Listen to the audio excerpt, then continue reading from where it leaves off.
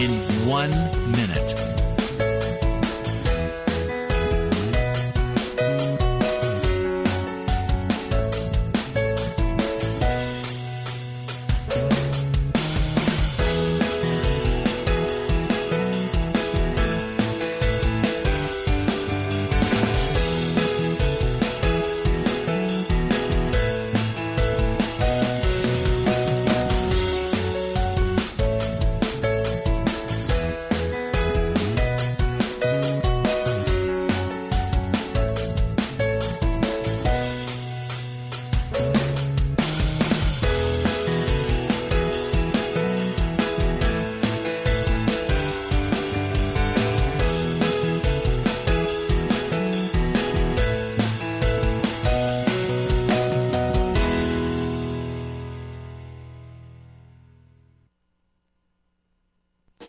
Welcome to Lynn Cullen Live at pghcitypaper.com. Email your questions and comments to Lynn at pghcitypaper.com. Hello and welcome to November 12th. Sunny day. Who knew? I guess the rain has stopped. And a nice sunny autumnal day in store. I got all kinds of things I want to talk about today. Usually I come in here and I complain bitterly to Celine. I don't have anything to talk about. What am I going to do? So watch. I feel like I have a lot of stuff today, and watch me, run out with 15 minutes left in the show. But I think I do. I mean, I'm into all the topics that I'm going to bring up. So talking about that Republican debate yesterday, I failed to mention one thing that drove me crazy when it was said at the debate, and it was uttered by Marco Rubio, who started, I was with him because he was saying how we don't value vocational education in this country, and how we got into this silly thing where we said everybody's got to go to college, and that's stupid. And I'm with him. And then he says, let me get the quote right here. Welders make more money than philosophers. And then he said, we need more welders and less philosophers. Well, okay. I first of all scream because nothing annoys me more than the misuse of the word less where fewer is intended.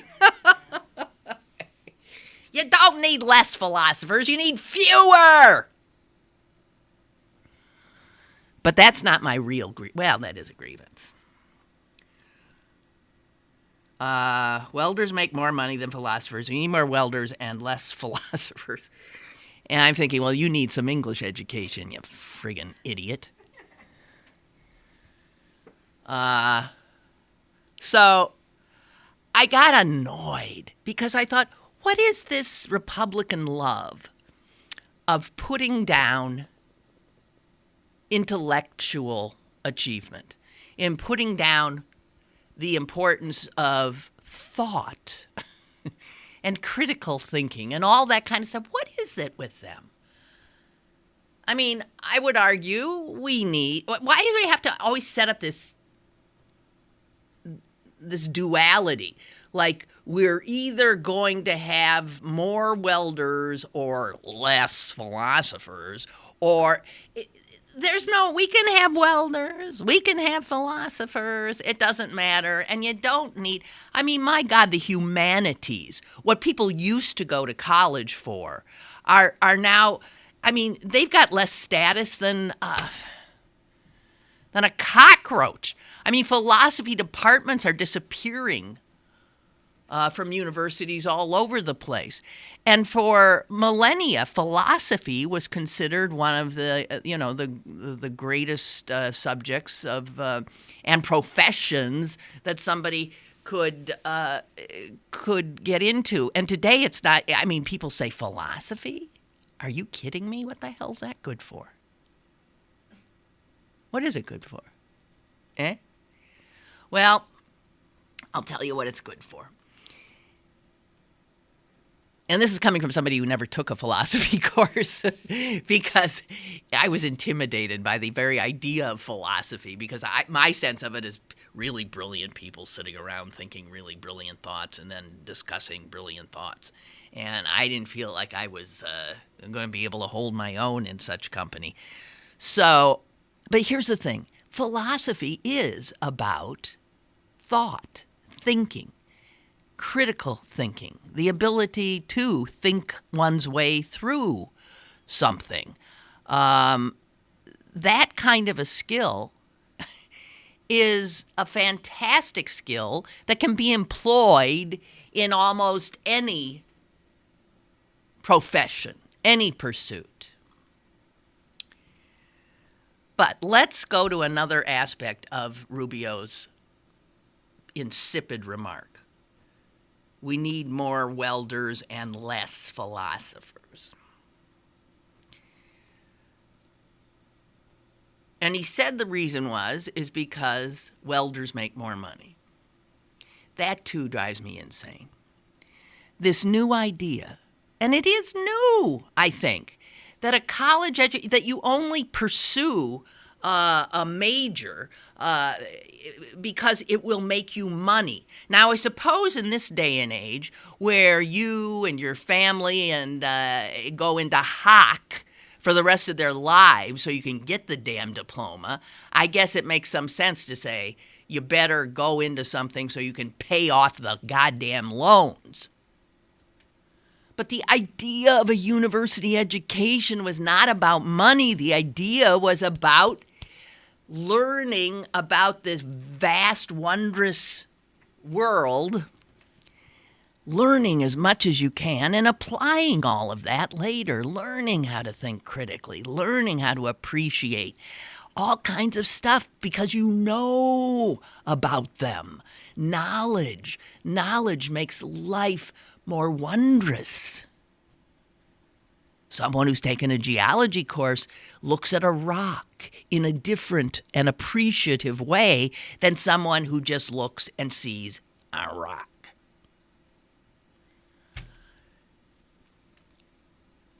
So somebody fact-checked. Who makes more, welders or philosophers? He was wrong. He was wrong.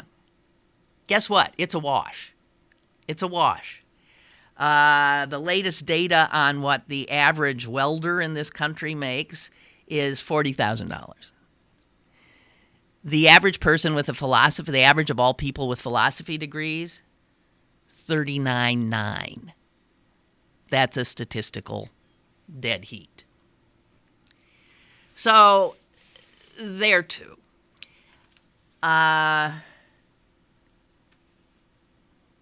then the New York Times found a guy who has a philosophy degree, who got his PhD in philosophy. He is a doctor of philosophy from one of the finest philosophy departments in the country, the University of Chicago. By the way, the University of Pittsburgh has always had one of the great philosophy departments as well. His name is Matthew Crawford. And so he gets out with his doctorate in philosophy from the University of Chicago. This is very impressive stuff. And of course, he can't find a job. He ultimately lands a job at, and for a philosophy major, this is perfect, a think tank. So there he was again, sitting at his desk, doing what he'd been taught to do so well. He was thinking. And he hated it. He couldn't stand being in this goddamn think tank. And so he quit. And what did he do? He moved to Virginia and learned how to be a mechanic. Learned how to weld. I can't believe the New York Times found a philosopher welder. I cannot believe they did, but they did. And here he is, Matthew Crawford. He learned how to weld and he learned how to make motorcycle parts. And he also continued to write and think and publish books. And because he'd found joy in working with his hands, he has written books debunking the fact that people who work the so-called trades don't engage their heads in their work. And he says, I've been thinking every bit as hard at working in my mechanic's job as I did. It has a more immediate application, my thought, when I'm a mechanic. But he says this division between knowledge work and manual work is kind of dubious, because there is so much thinking that goes on in skilled trades. I have some work being done on my house now. I left a whole bunch of men, skilled tradesmen, in my house when I came here.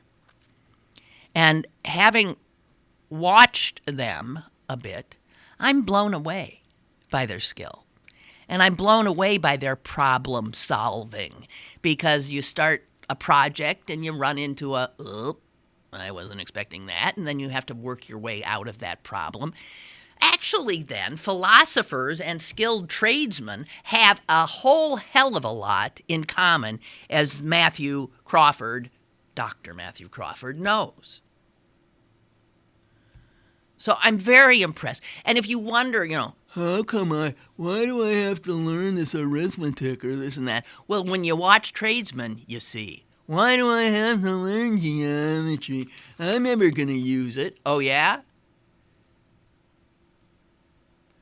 So I, who hate ranking things, I so despise this sense that white-collar work is of more value than blue-collar work, or that white-collar work takes more brain than blue-collar work, or that I hate all of this. There's so much in that one damn Marco Rubio remark. There's so much. Really, I could talk for 5 hours on we need more welders and less philosophers. But I won't. I'll cease and desist, except for one more thing. And this I got, God, is this great. This is a quote.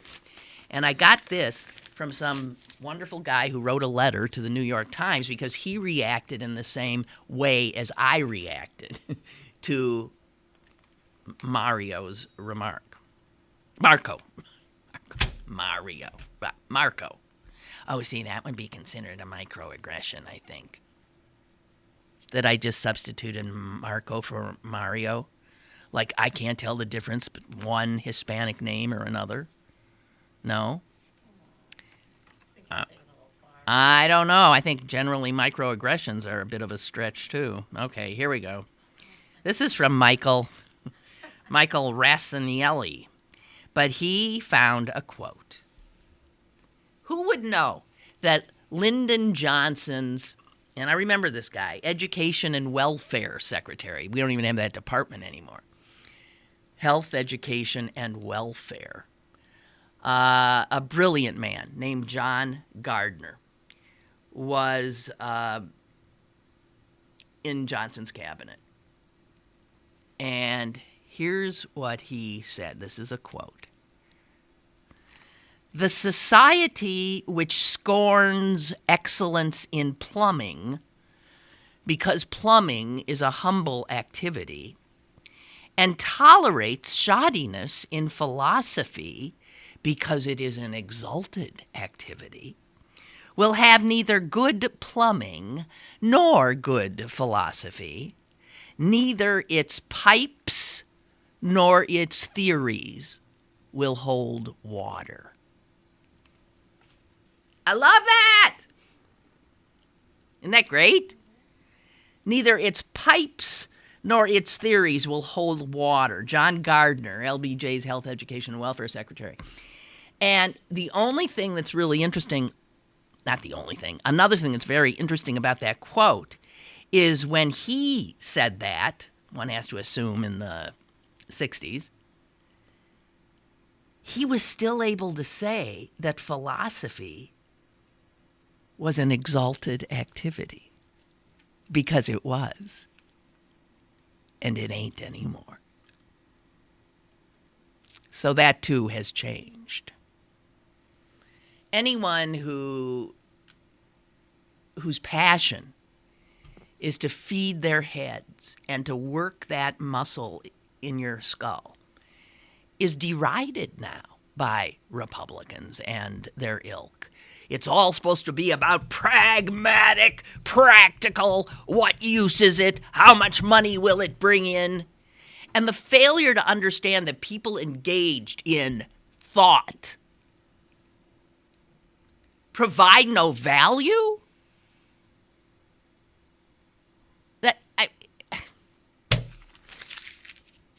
All right.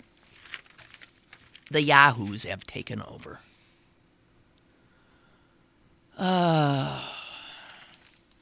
Margie says, I think Republicans have an inferiority complex. They are put off by, I think, what also does, I think liberals sometimes get their noses in the air, and we do talk down to people who don't agree with us. We do. I do all the time. I call them idiots. I call them, oh, really? Don't I? Well, if you're on the receiving end of that, that'd get your back up a little bit, right? So I can see the turnaround in them sort of, oh, you idiots in your, pipe smoking with patches on your elbows, sitting in some ivy-covered academic hall, looking down on me? Who's a plumber? You wouldn't be able to take a shit without me, you idiots. Yeah, right. So you can see this. And it needn't be that way. All work is value. All work is value. Oh, okay. Where to? Let's do this Clarion play thing. Have you heard about it? This breaks my heart, too. Clarion University, ladies and gentlemen, in case I don't know what the student body population is there. Can't be more than a few thou. Oh, no, that's not true. Wait, I'm looking right here. It's got 5,000 students. Clarion is north of here. It's rural. It's in northwestern Pennsylvania, right? It's got an overwhelmingly white student population. Not surprising for a rural campus, right? The student actors at Clarion and all the other people who help to put on a production, the student stage, builders and crew, the lighting guys, everything, they've been working their tails off since early October to put on a play that was to have premiered I believe next week. And they came together earlier, I guess this week, Tuesday evening, for yet another rehearsal. They've been rehearsing 6 days a week, 3-4 hours at a stretch. That's besides going to school, getting all their work done, all that. So they, that's anyone who's worked in theater knows it's hard work. And they filed in, and their director, had the unhappy chore of telling them that the production had been canceled. And the problem was, as it so often is on college campuses these days, the problem was race. And the problem was their race. They're white. The play, which was an off-Broadway play, is called Jesus in India. And so it's set in India. The characters are Indian. There's like 7 Indian real native Indians, India Indians on Clarion's campus, none of whom wanted to be an actor, so they didn't try out for the play. So what happened is that the playwright, who is, by the way, Korean American, his name is Lloyd Sue. Lloyd Sue, through his literary agent, hears that Clarion University, somewhere, I don't know where the hell it is, it's Clarion University up in Pennsylvania somewhere, is going to put on his play. And they don't have any Indians in the cast. And he said, you can't do it.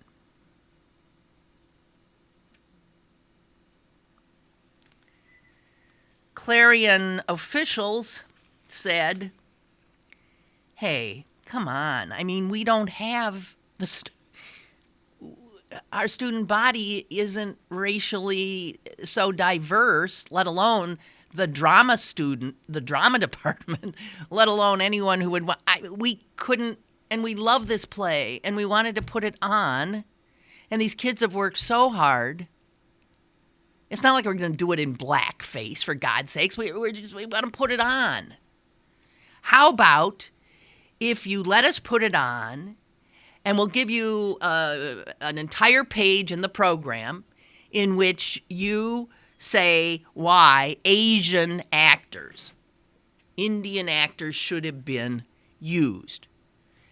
And we can even have, discussions. This is a great teaching thing. We'll talk about it after. He said no.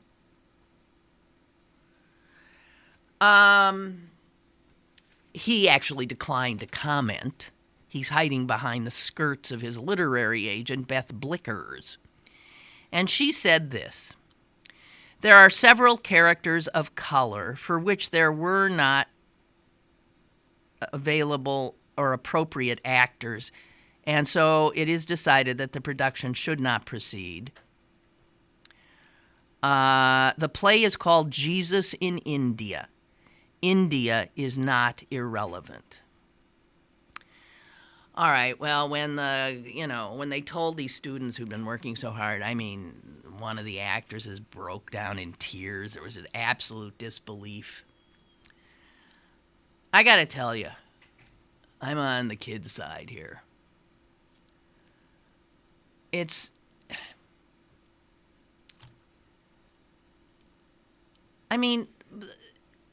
something on Broadway now that you ain't going to get tickets to because it is so extraordinary and I would kill to get a ticket to it. And that is Hamilton. It's a musical. It apparently is revolutionary. It has changed everything. Everybody who sees it, there's never been a negative. Everybody who sees it goes insane. But if you look at the audience, Barack Obama snuck in the other night. I mean, it is only high-status people who can pay $7,000 for a ticket and or have connections that are getting in to see Hamilton. And it is about Alexander Hamilton. And he's played by a Hispanic. And George Washington is played by an African American. Hello, a caller? Caller? Hello? Hey, Lynn, it's Mike from D.C. Hi. So I have a degree in theater from Point Park. Okay. And this college can't do that. When you probably know this, but when you apply or buy a play, you send money to the publisher. You say, here's how many seats are in the audience, here's how many nights we're doing it, here's our money. They take your money, cash it, and send you scripts. Yes. They have no control over whether the school does it with particular minorities or not particular minorities. They have just sold their product to this school. Well, then how the hell...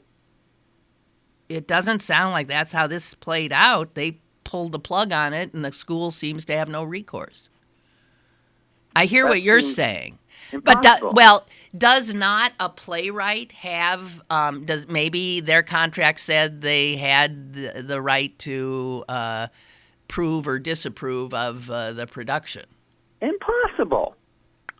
That's called selling. You're called selling out when you sell a play and you give it to a publisher. You give up control. Sondheim can't come in and say, "No, I don't like Emily Blunt. She still can't sing." He can do it in the movie because it's a different contract, but he couldn't do that on Broadway. They purchased the rights for this play. And I'm guessing the school doesn't want to make a big stink out of it, so it's easier to disappoint those kids than it is to say, "Hey, you have a contract." I was in a show at Point Park where I was an Asian guy. Mm-hmm. I'm 6 foot tall, blonde hair, blue eyes. Yeah. Well, were you made up to look Asian? We were made up. We put these things in our eyes to make our eyes look more more well, see, that's the slanted. That's the kind of thing, though, that freaks out people. But were there enough? Were there enough? There weren't any Asians. There weren't any in our Asians. school. Yeah, that's right. So what's going to happen is all the shows with minorities are never going to get played. You know what? This is a real. I mean, I know that August Wilson, for one, really believed that no white actors should ever touch his plays. For that matter, no white directors should ever touch his plays. That only blacks could. And he engaged in an ongoing, discussion and or debate and this subject comes up a lot. But the publishing company could say to Clarion prior to them purchasing it, it has to have an all-black cast.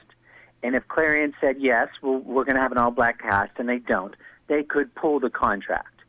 But unless Clarion signed a contract saying it will be all American Indians, who could sign that contract?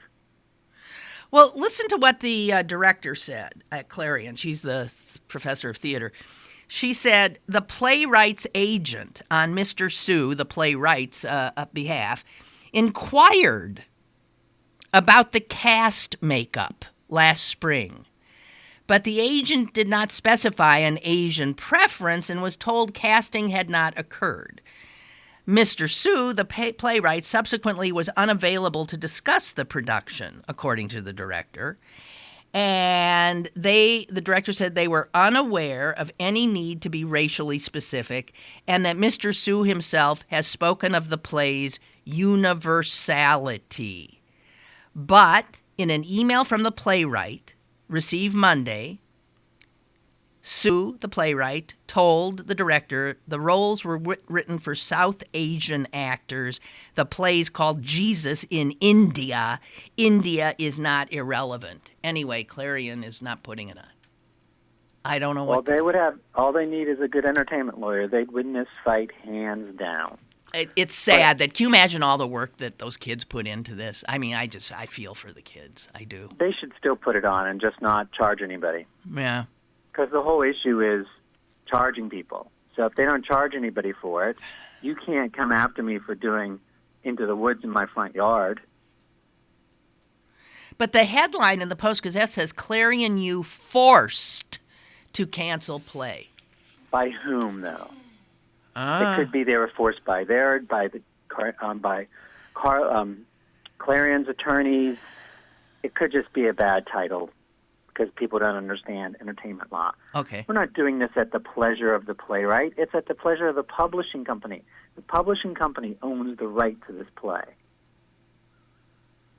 And you're saying they sell the rights up front.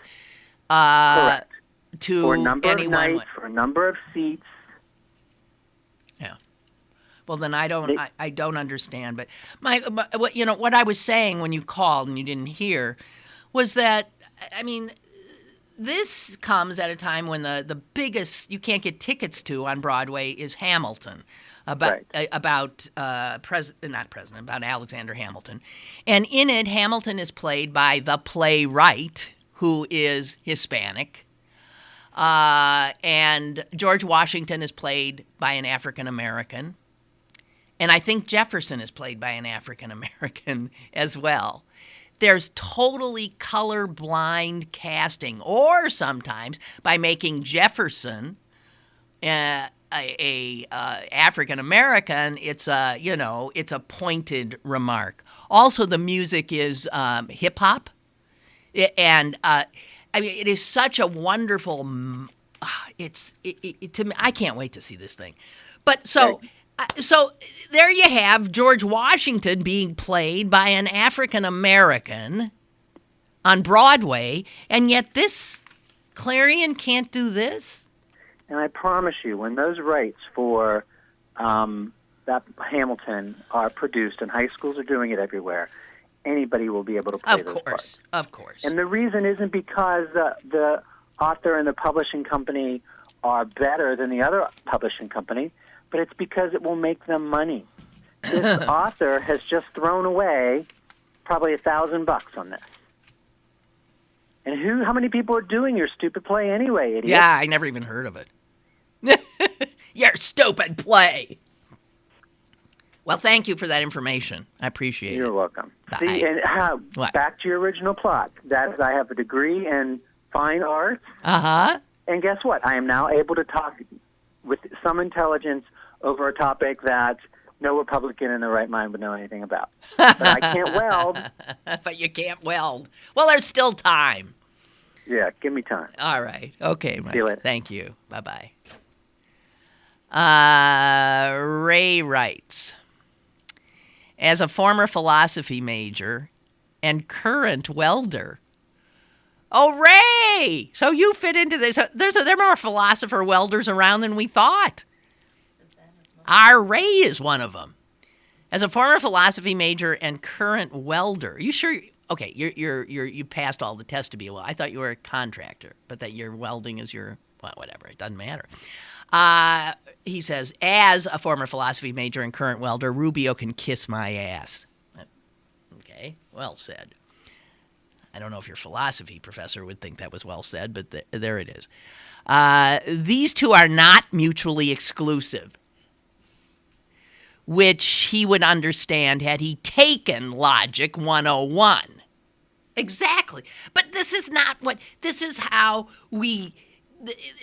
what they do, and I won't just say Republicans. This is what people who are trying to persuade people do. They set up these false dichotomies. You're either this or you're that. You either put value on this or you put value on that. It's bullshit. Back to Ray. Rubio's kind despise intellectual investigation by the masses because it leads them to discover capitalism is the emperor's new clothes. We don't need more welders. We need our welding jobs back. He says, by the way, and this was not disputed in the article I had read, and he said in the debate that there's something like 200,000 welding jobs available right now in this country, and there are not enough welders to take them. Just the pipeline work alone, given the fracking crap going on and stuff, that kind of thing. I don't know. Anyway, instead of funding wars and war memorials, let's build bridges and infrastructure. Yeah, that Flight 93 memorial could have been a memorial bridge or dam. Our railroads are crumbling, but we fund Syrian rebels. Nuts.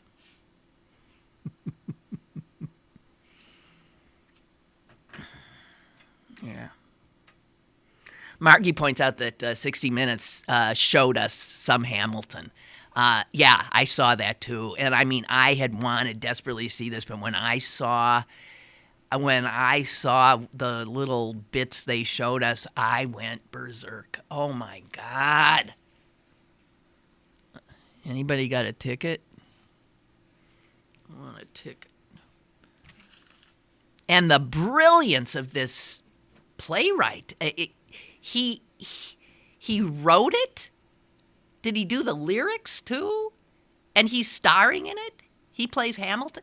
And he's a young guy. He's just amazing. Amazing. Oh. So anyway, I'm sorry, you Clarion poor souls. I really am. And I just,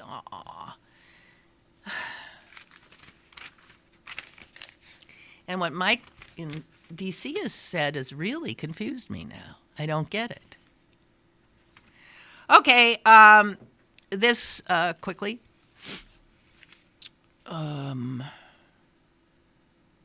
So, the Pennsylvania Supreme Court. We've got 3 new justices coming in. We got 1 former justice under house arrest.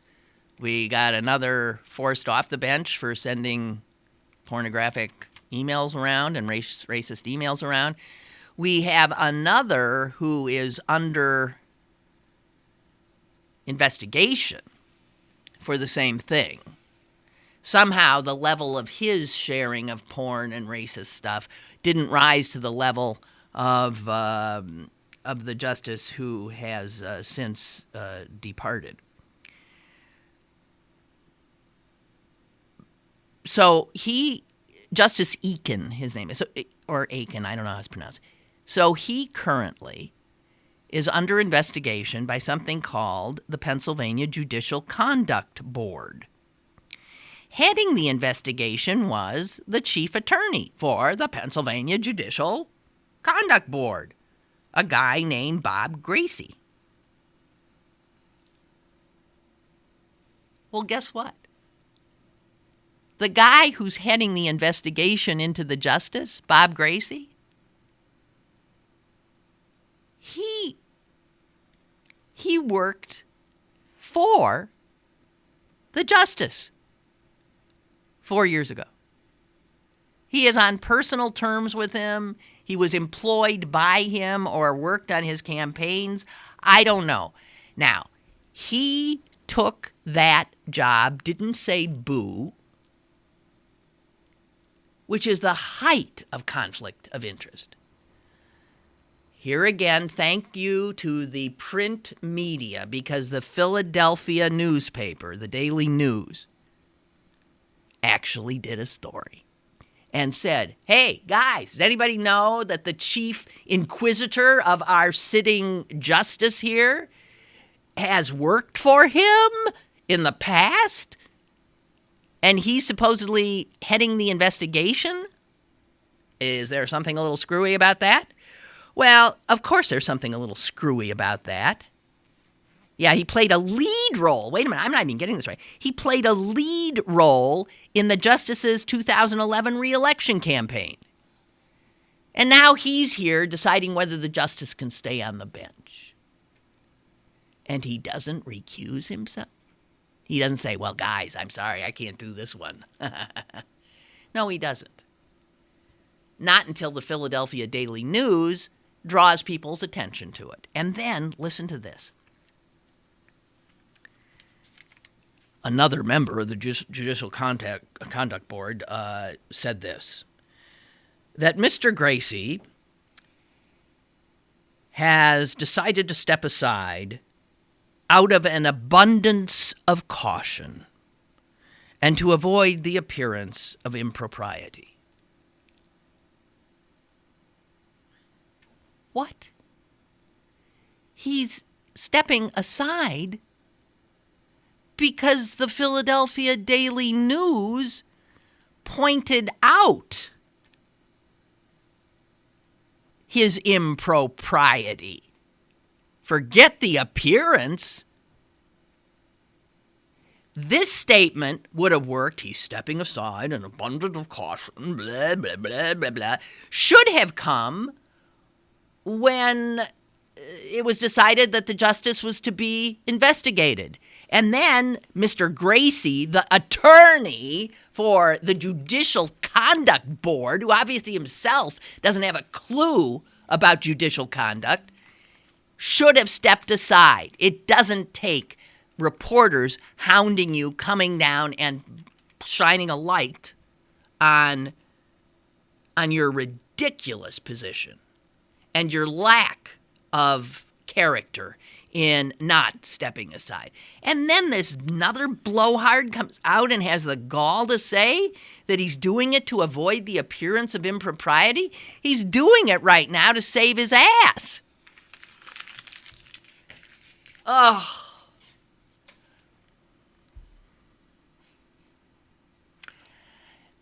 I don't like being played for a fool. And it's one of the things I hate about people who make those statements.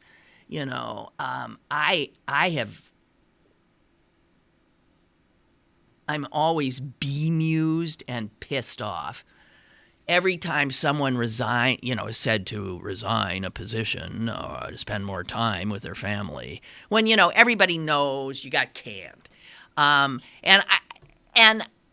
that's something. Okay, so we're firing you, but we are going to say that this was a mutually agreed upon, and blah blah blah. And I have to tell you, I would never be a party to that kind of a statement coming out. If somebody canned me, I would have said, no, we're going to say you canned me. We're not going to say, out of an abundance of caution and blah, blah, blah, and more time with my family and pursue other interests and get on with my life. No, we're going to be honest. Because it's that kind of bullshit, dithering crapola that makes people disbelieve everything they hear from people in authority. Mumbo jumbo. Here are words meaning absolutely nothing. Here are words meaning perhaps their opposite. How can you expect people to believe a word you say when you lie to them? I hate it. I hate them. I hate them. I hate them. I hate them. I hate them. I hate them. Okay. What else we got? Oh, this just in, and this is from the opinion section of the Wall Street Journal, something I usually don't read unless I'm feeling well enough, because that can ruin my day, because I'm, reading it in bed in the morning. And in order to be sure that I'm going to get out of bed and get down here to do the show, I usually eschew the opinion page of the Wall Street Journal. However, I took a little look today, and one of their main op-ed guys, a guy named Dan Henninger, is saying something that I shared with you months and months and months ago that somebody else had also said, but now that it's being said now with less than a year, not much, but less than a year to go before the United States decides who is going to be the next president.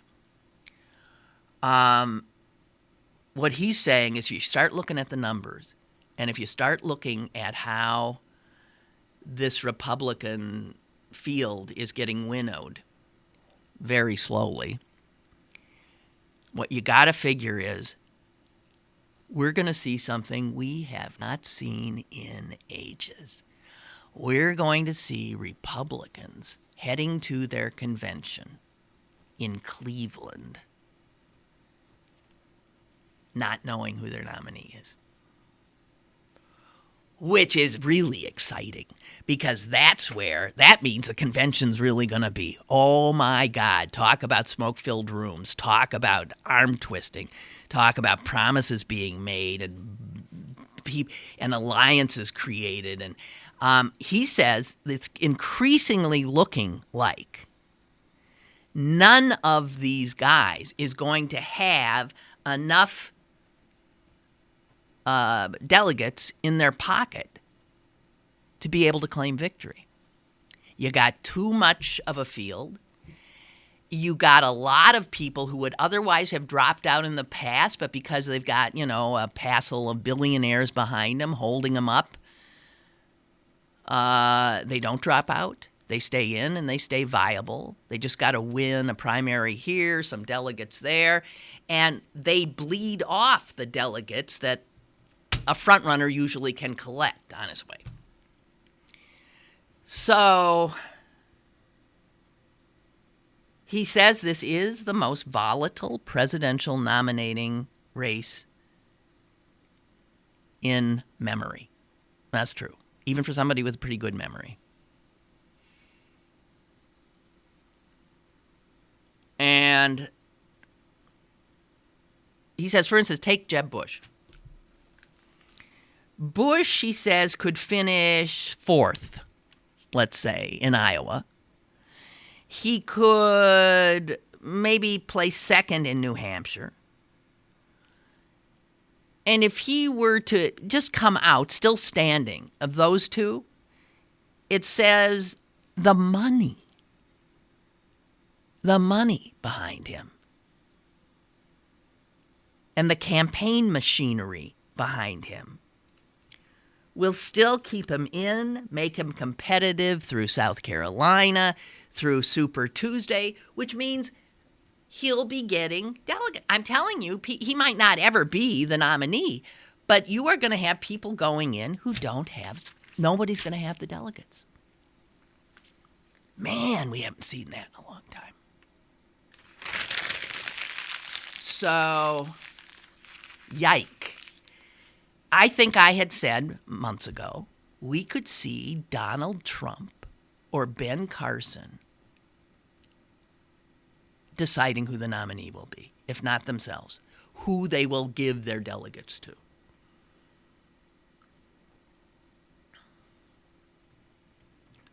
Wow. This is a nightmare for the Republicans. This is a nightmare.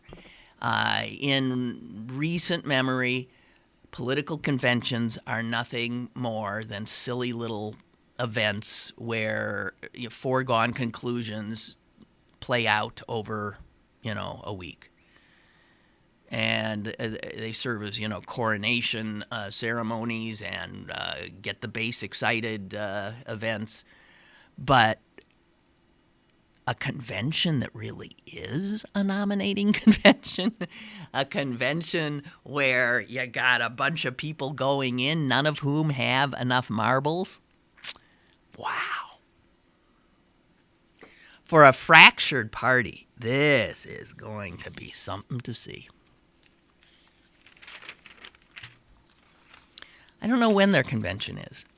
And I don't know if theirs comes before the Democrats. Usually it seems Republicans have their convention before Democrats, but I don't know. Okay. So there's this new marvelous... I didn't tell you this. That jerk Gracie, who supposedly now, an abundance of caution, stepped aside, who's not going to look into the justice, whether he should be on the... This guy also played a lead role in an investigation into Eakin's emails last year that cleared him. He'd already cleared his pal once before, and then some more emails leaked out, and the court said, we need another investigation here. Despicable. Okay. There's a art installation, a sculpture, I'm not sure what to call it, that has been placed in the Brooklyn Bridge Park, which sits on the river. That would sit on the my New York geography is which river? That'd be the East? Yeah. Not the Hudson. No. Right, the East River. And it's just two letters, but it's like 18 feet tall. So you got an 18-foot tall Y, a big, huge sculpture. And next to it, a big, huge, tall O. So you're in Brooklyn, and you happen to see, look out over, and you see, yo! However, if you're across the river, you look at it, and it says, "Ay." Isn't that great? Yo! And ay. And for a city known for its diversity and its, it's just wonderful. And what's interesting here is, what do you think is the, oi or yo? In terms of American English, which is the older? I mean, yo, huh? Oi?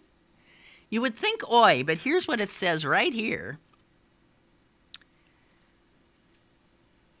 editor-at-large of Merriam-Webster. Both words have long histories, though oi only became an American oid when the large Jewish immigration of the late 1800s and early 19s. So oi is relatively new to America, but I always thought yo is, African American speech. It's not. Yo, it turns out, the English word yo goes as far back as the 15th century when it was in use in Middle English. I don't think the yo that came out of the African American community is the same yo that was in Middle English. They just both arrived at the same, drop that you, baby, and let's say yo. I don't know. But I love to see this thing. Yo. Oi. Perfect. Isn't that adorable?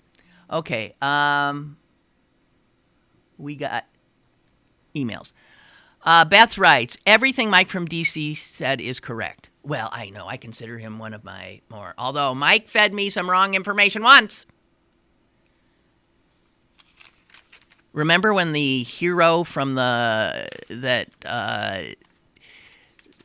wrestled the terrorists to the ground on that French train, saving all those people, then he ended up getting stabbed again when he was home in Sacramento, California? You don't remember any of this? Well, Mike had said that that bar he was in was a gay bar, well-known gay bar, and so there was some gay thing going on there maybe. And never was that. I never heard that again. So that was the one time that Mike didn't. I think I should. That was not. But yeah, Mike is right about all this. Clarion had to have essentially leased the rights from the publishing house for the play. If they didn't, they never would have received the scripts.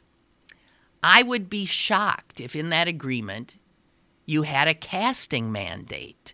And if they did, the school's council would have seen that. Shame on the playwright for not agreeing to the school's request and turning this into a conversation and teaching moment at an institution of higher learning. I would say screw him, do the play, and don't charge a fee for the tickets, which is what Mike said. You hear that, Clarion? Somebody tell Clarion this. They seem to not know this.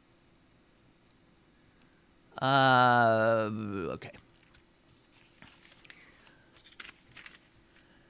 Two different people yesterday, just in casual conversation, said to me, I can't stand the traffic. I can't stand the traffic anymore. And I have to admit, something has changed in the last, 6 months? 3 months? The traffic in this town is... You can never be sure you're going to make it on time because things just keep clogging up. A lot of the problem is construction.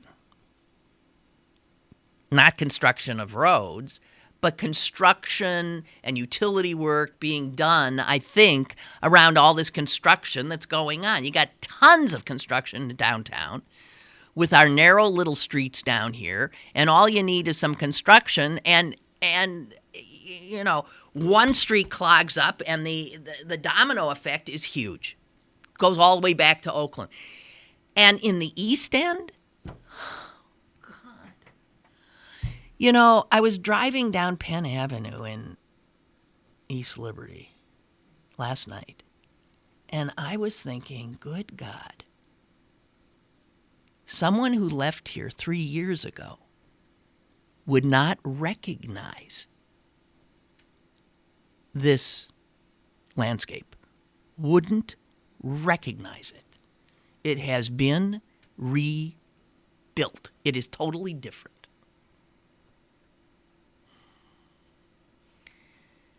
And I know everybody's cheering this, but for those, there's two.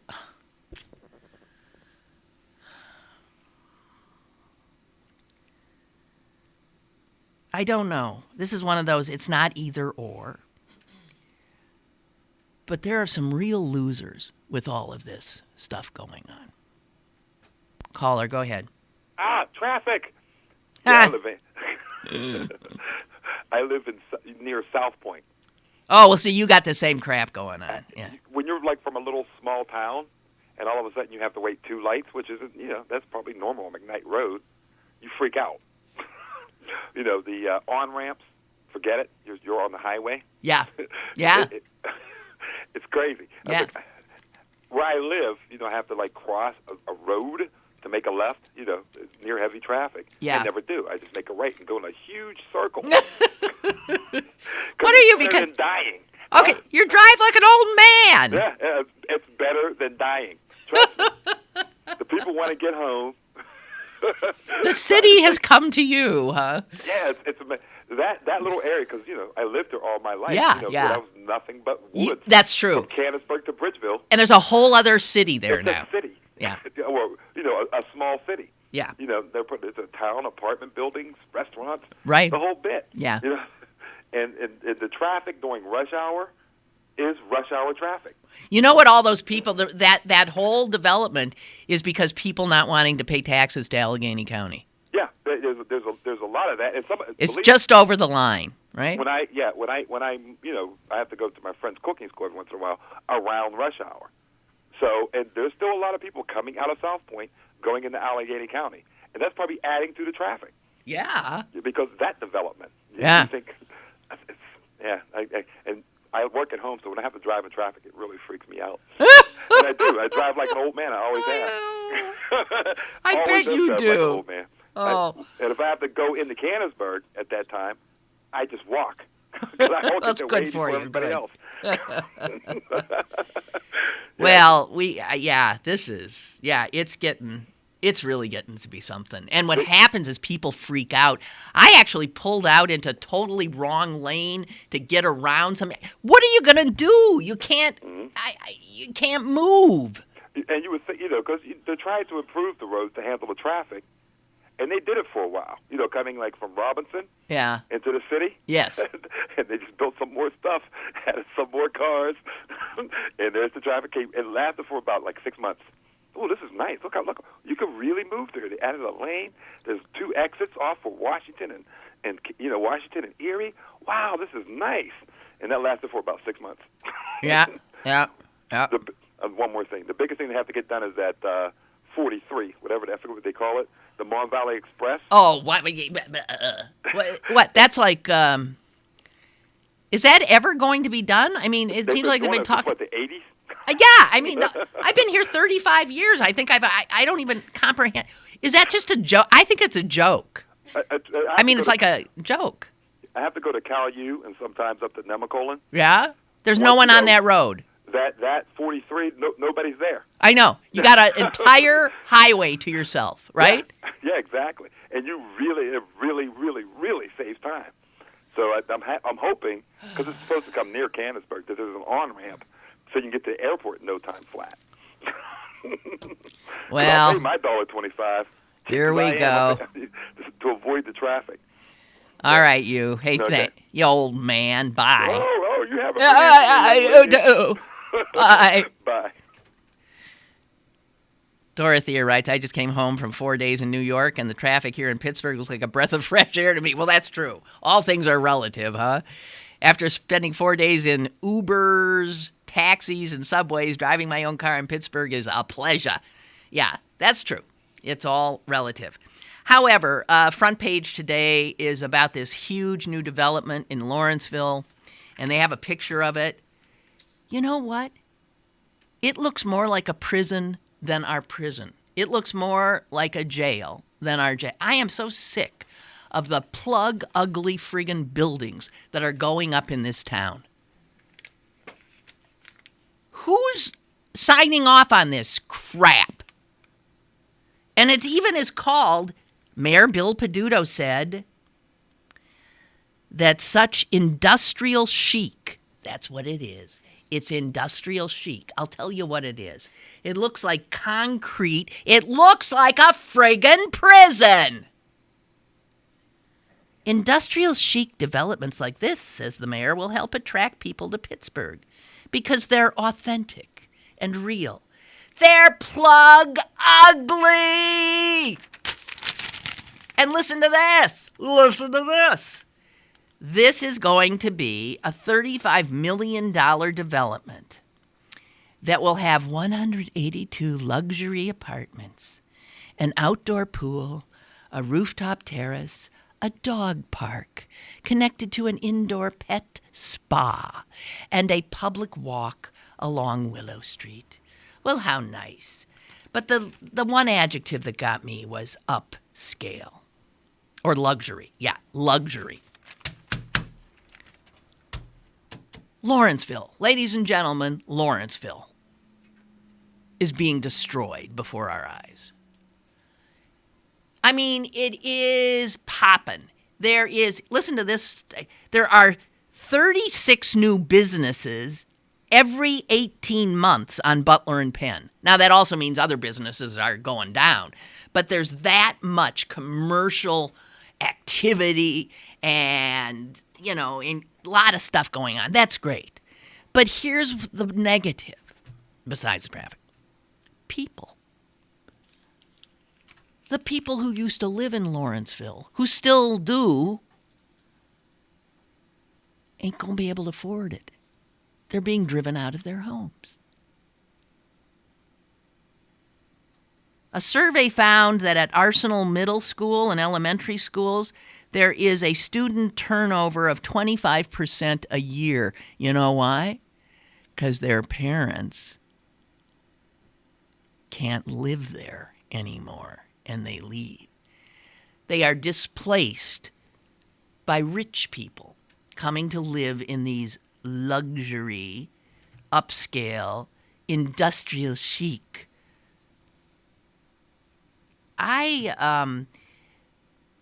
Home prices in Lawrenceville have tripled in the last 15 years.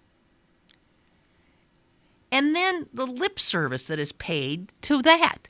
Listen to the executive director of the Lawrenceville Corporation, and Matthew Galuzzo. There's a great amount of momentum. And then he goes on to say something about that we have to address these issues, right, of the fact that what we're doing is destroying some people's lives. To address such issues, the Lawrenceville Corporation is developing an affordable housing strategy. They're now developing an affordable housing strategy when, as I just said, home prices have tripled in the last 15 years, and you are sitting around your conference tables thinking about an affordable housing strategy. Too late.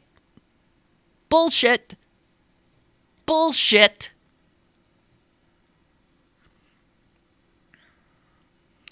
Also says he's on the cusp of creating the first community land trust to provide permanent owner-occupied affordable housing. I am sorry. Way too late. Way too little. It's nothing more than window dressing. It's bullshit.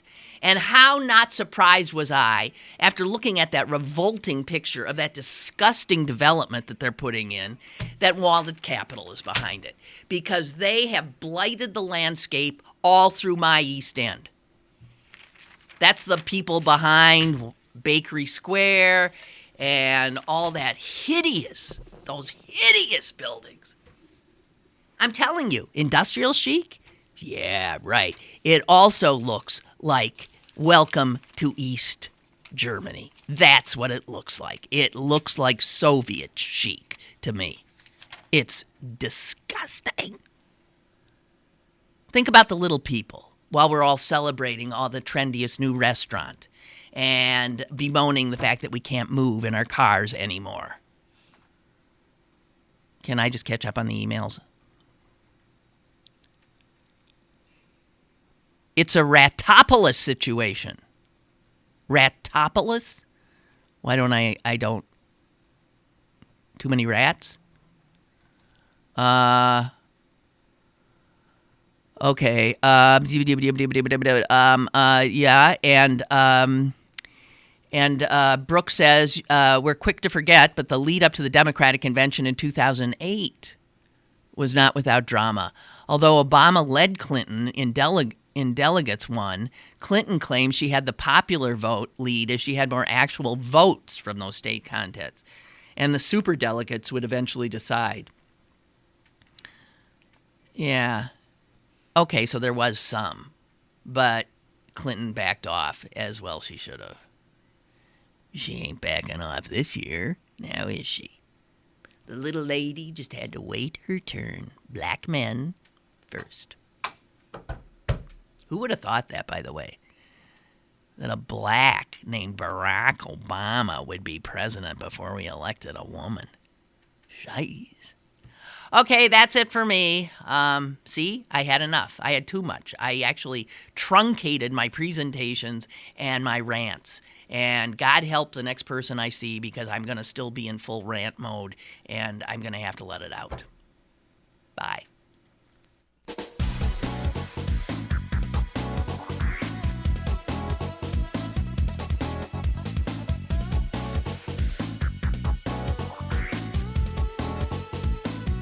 Lynn Cullen Live, Monday through Friday from 10 a.m. to 11 a.m. and archived at pghcitypaper.com. The opinions expressed on Lynn Cullen Live are those of the host and do not necessarily reflect the viewpoints of Pittsburgh City Paper, Steel City Media, and its advertisers.